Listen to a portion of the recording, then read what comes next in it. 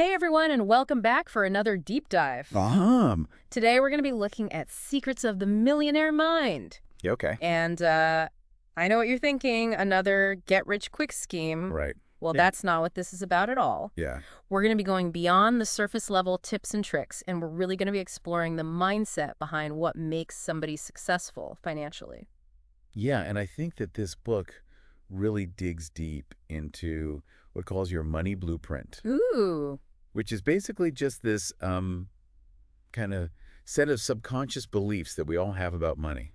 So even if we're trying to do all the right things, like budgeting and investing, Right. this blueprint might be holding us back without us even realizing it. Exactly. It's like And- trying to fix a typo on a printout. Okay. But you never go back and actually fix the original document on your computer. Ah, I see. You can keep printing it out, and it's still going to have that typo.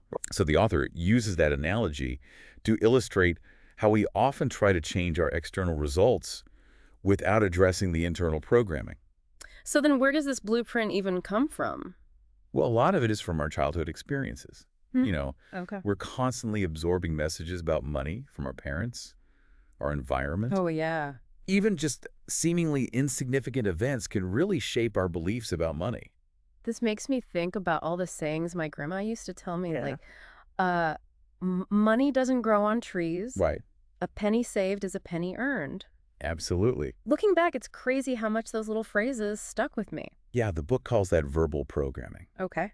And it can be really powerful, I can imagine. because those seemingly harmless sayings, Right. they really become ingrained in our subconscious, and then they can either empower us or they can create limitations for us. So they're kind of like setting our financial thermostat Yeah. and dictating how much wealth we believe we're capable of accumulating. Okay, so some people's thermostat might be set for comfort at a modest income, while others are wired to go after massive wealth. Right.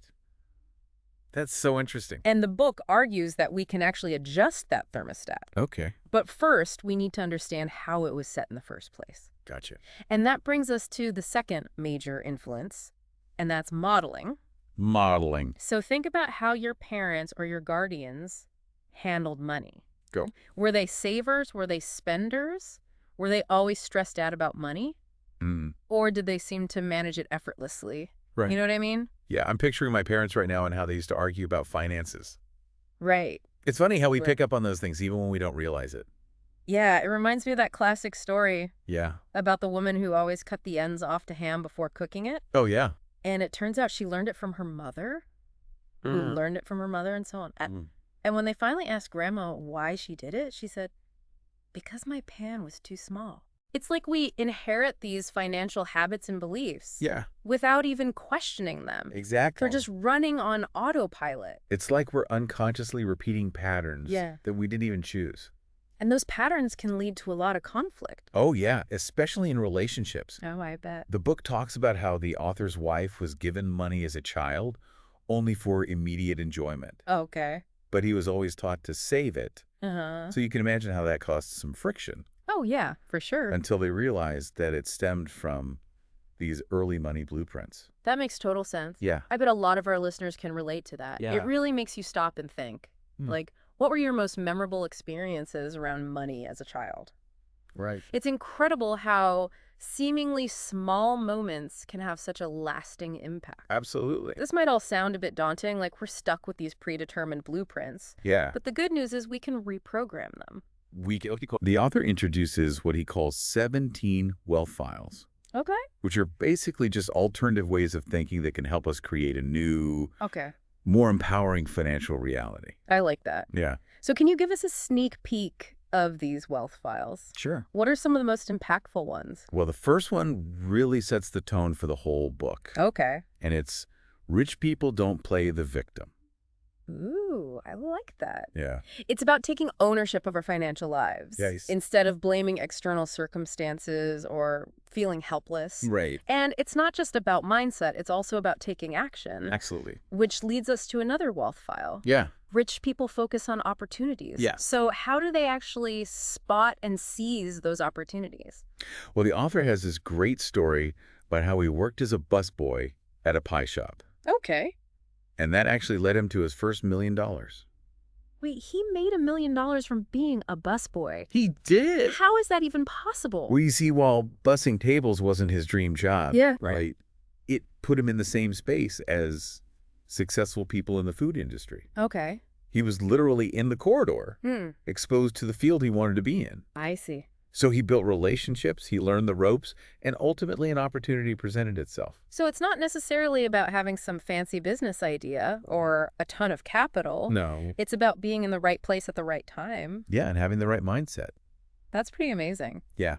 So it sounds like it's all about being open to possibilities and willing to take action. Exactly. Even if it seems unconventional, rich people don't just wait for opportunities to fall in their lap. No, they don't. They create them. They do. Okay, so speaking of mindset, another wealth file that stood out to me is rich people admire other rich people. Yes. Isn't that kind of counterintuitive? It can seem that way. Yeah. Because, we're always told, don't compare yourself to others. But the author is actually saying that we should admire and learn from successful people. So instead of being resentful or envious, we should see them as mentors and inspiration. Exactly.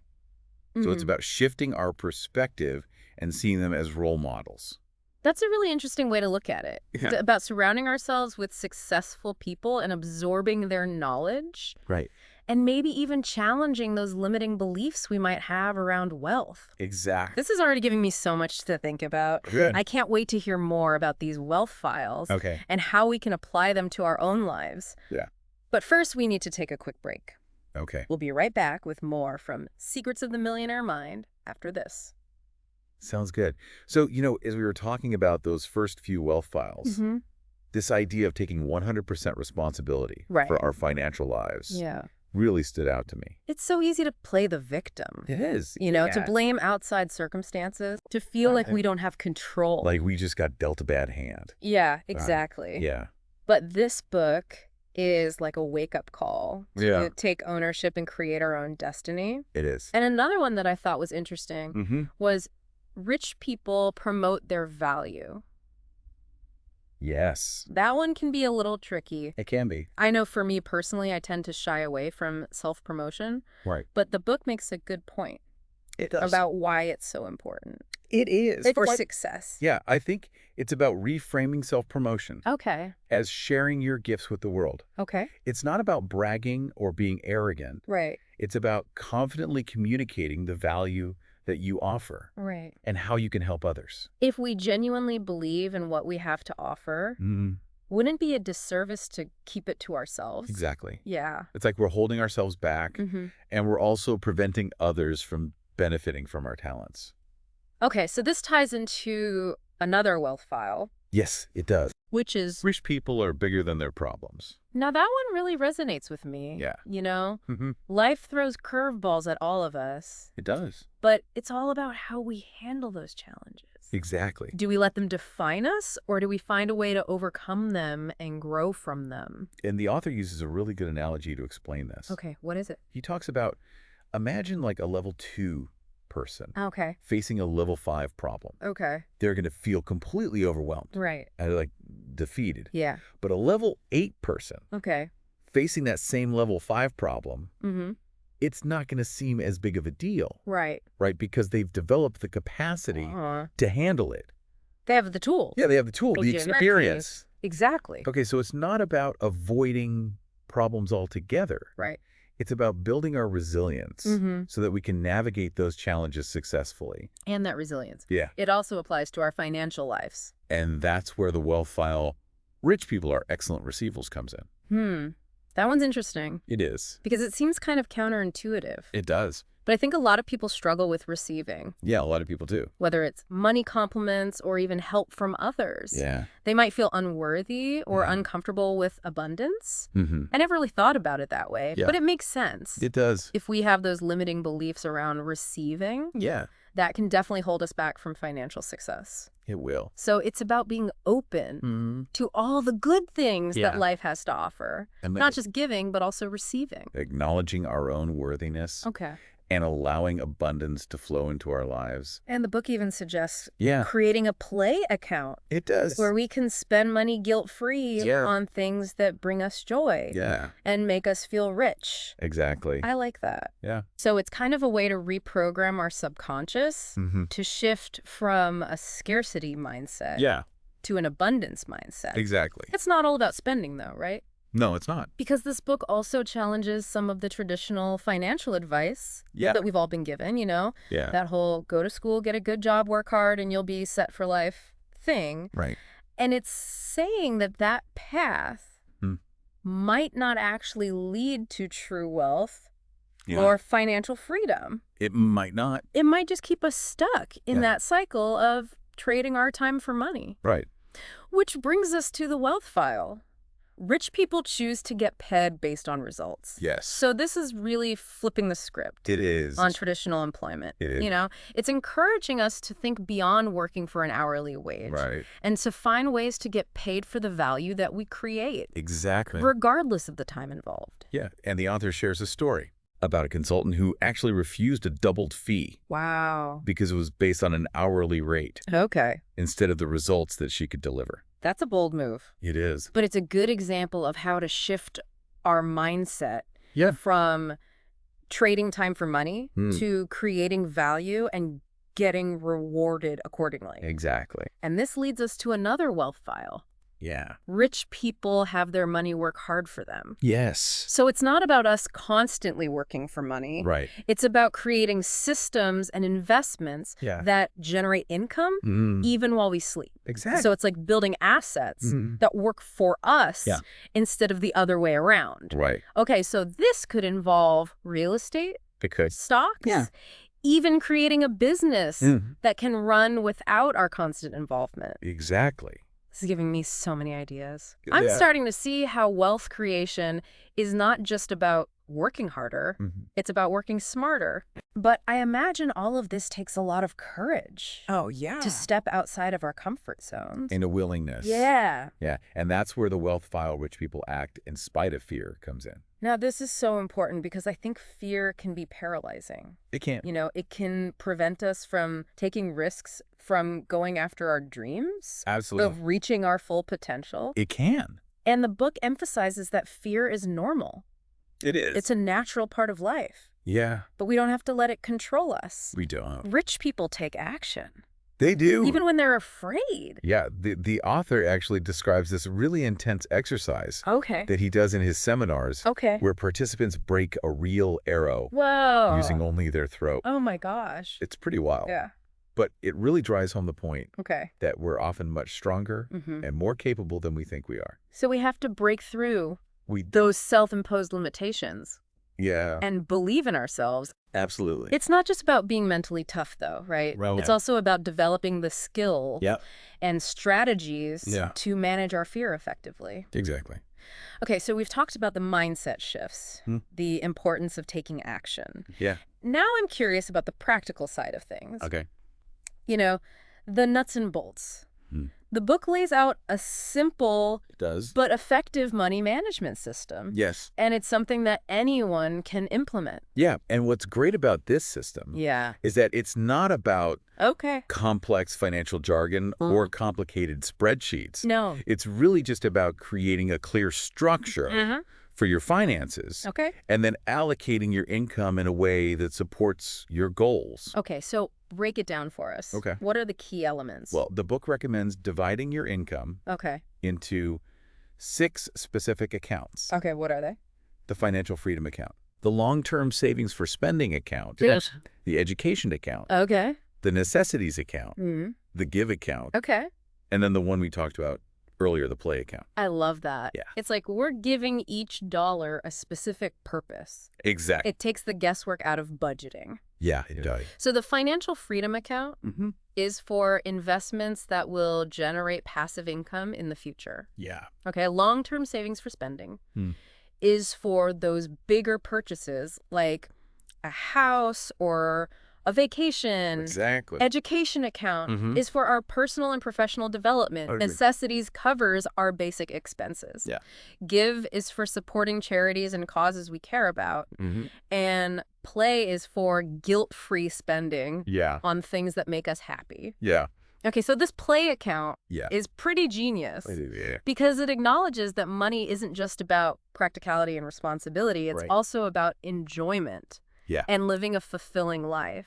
Exactly. Now, does the book say Wow. what percentage It doesn't. to allocate to each account? No, it doesn't prescribe specific percentages. Oh. It really encourages you to find what works best for your own Right. individual circumstances Well, and financial goals. But it does emphasize consistency, It does. right? Yeah. Even if we can only start with a small amount, Mm-hmm. the key is to develop those positive financial habits Right. and stick with them. Yeah, it reminds me of that story in the book about Emma, Yeah. who turned her finances around by managing just $1 a month. Her story is so inspiring It is. because it shows that it's not about the amount of money we have. It's not. It's about the choices that we make and the actions that we take. Absolutely. And it proves that anyone can achieve financial success Yeah, with the right mindset and a commitment to consistency. exactly. The book also introduces us to Parkinson's law, Yeah. which basically states that expenses will rise to meet income. Yeah, so even if we get a raise Right. or promotion, Mm-hmm. if we don't adjust our spending habits accordingly, Right. we might end up right back where we started. Just with more expensive tastes. Exactly. So it's really about having a Yeah. solid financial foundation Yeah. and sticking to a budget. Yeah. Regardless of our income level, Absolutely. we can't rely on just earning more money Right. to solve our financial problems. Well, yeah. We also need to develop those wise money management skills. And it's not just about managing our external resources. Okay. It's also about cultivating that millionaire mindset Yeah. we've been talking about. So it's an ongoing journey It is. of self-discovery and personal development. Exactly. So are you saying that we should never stop learning, even if we achieve financial success? Even if we do. Okay. Because the book emphasizes that rich people have a learn-it-all mentality. Not a know-it-all mentality. It So is they're full. always looking for ways to improve themselves, Yeah. to expand their knowledge, To grow. to stay ahead of the curve. Exactly. It's about being open to new ideas and strategies, Yeah. even if they challenge our existing beliefs. Yeah. And it's also about seeking out mentors Okay. and advisors who are more successful than we are Okay. and learning from their experiences. Makes sense. Yeah. The book points out that poor people often take advice Okay. from their friends Huh? who are just as broke, Right.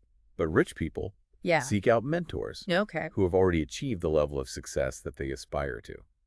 If you want to reach new heights, Mm-hmm. you need to learn from those who have already climbed the mountain. It's like that saying, Yeah, if you want to soar with eagles, don't swim with ducks. exactly. Yeah. So surrounding ourselves with the right people Mm-hmm. is crucial for growth It is. and success in all areas of life, Yeah. including our finances. Including our finances. This has been such a insightful conversation. It has. We've covered so much ground, from those unconscious money blueprints to practical money management strategies and those powerful wealth files Yeah. that can transform our financial lives. Absolutely. And we've really emphasized the importance of taking 100% responsibility Yeah. for our financial destiny. Absolutely. Promoting our value, Yeah. being bigger than our problems, Yeah. being excellent receivers, Yeah. choosing to get paid based on results, Mm-hmm. having our money work hard for us, Yeah. acting in spite of fear, Absolutely. and constantly learning and growing. It's about developing a holistic approach It is. to wealth creation. Yeah. One that encompasses both mindset and action. So what are your biggest takeaways That's a good question. from this deep dive so far? I think for me, it's realizing how much our beliefs really shape our financial reality, Okay. and that we have the power to change those beliefs Okay. if we want to create a different outcome. Yeah. What actions are you inspired to take? Well, I'm definitely going to start implementing that money management system Okay. with the 6 different accounts. Awesome. I think that'll really help me to get organized Yeah. and prioritize my spending. Yeah. And what about your mindset? I think I need to work on being more comfortable with receiving. Okay. I tend to downplay my accomplishments Uh-huh. and shy away from compliments. Right. But I realize that that's not serving me. Okay. So I'm going to make a conscious effort Yeah. to be more open to abundance. I love that. Yeah. So before we wrap up this deep dive, Okay. I want to leave our listeners with a final thought-provoking question. Okay. I'm ready. If you could design your ideal financial future, Mm-hmm. what would it look like? What would it feel like to have true financial freedom? Yeah. To be free from that worry and stress Right, of money. to pursue your passions Yeah. without any limitations. To make a meaningful impact on the world. It's Exactly. a powerful question. It is. Yeah. So I encourage you to take some time Yes. to really envision this future. Mm-hmm. Write down your goals. Yeah. Create a plan. Mm-hmm. And start taking those first steps You got it. towards making it a reality. Yeah. Remember, you have the power You do? to create the financial abundance Mm. that you desire. That you deserve.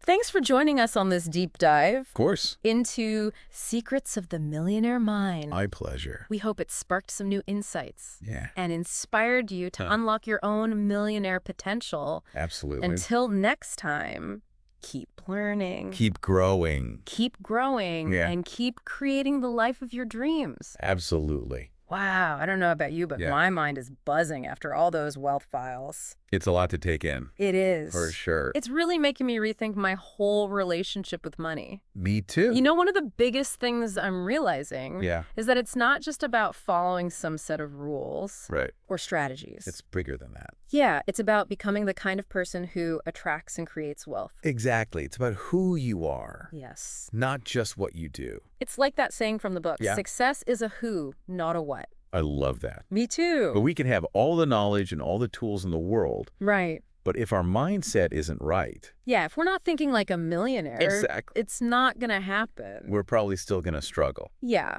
And I think some of our listeners might be thinking, Yeah. okay, this all sounds great, but what if I'm starting from scratch?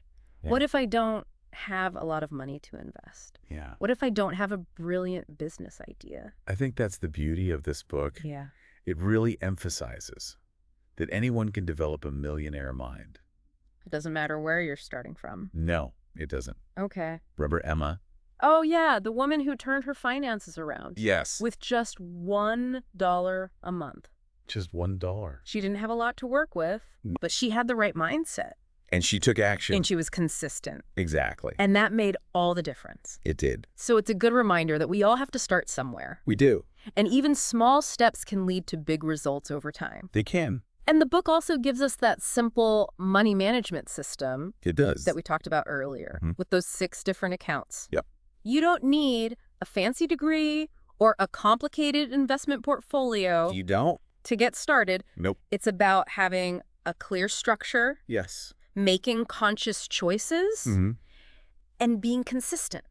So whether you're just starting out Yeah. or you're already on your way to success, These principles can really help they can. to create a more abundant and fulfilling life. And remember, Yeah. like the author says, Yeah. every master was once a disaster. Ooh, that's good. So be patient with yourself. Yeah. Embrace the learning process. And most importantly, take action. Yes, action is key. It- So as we wrap up this deep dive, Yeah. I want to leave you with a final thought. Okay. If you could design your ideal financial future, Okay. what would it look like? What would it feel like? Yes, what would it feel Let's like? have true financial freedom To be free from worry and stress. to pursue your passions Yes, without any limitation. To make a real difference in the world. That's the dream. It is. Isn't So I it? encourage you to really envision this future, Mhm. write down those goals, Yeah, create a plan, absolutely. and most importantly, start taking those first steps. Yep. Remember, you have the power within you You do. to create the financial abundance Yeah. that you desire. And that you deserve. Thanks for joining us on this deep dive My pleasure. into Secrets of the Millionaire Mind. It's been fun. We hope you learned some new things today Yeah. and that you're feeling inspired to unlock your own millionaire potential. Absolutely. Until next time, keep learning, Keep growing. keep growing. And keep creating the life of your dreams. We'll see you soon.